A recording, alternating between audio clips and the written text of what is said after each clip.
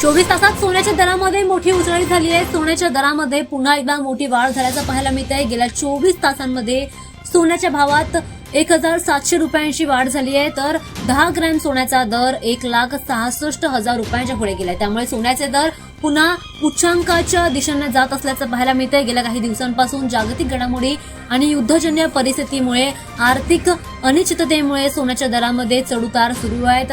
Iran आणि Israel युद्धाचा परिणाम आता सगळीकडेच होताना दिसून येतोय।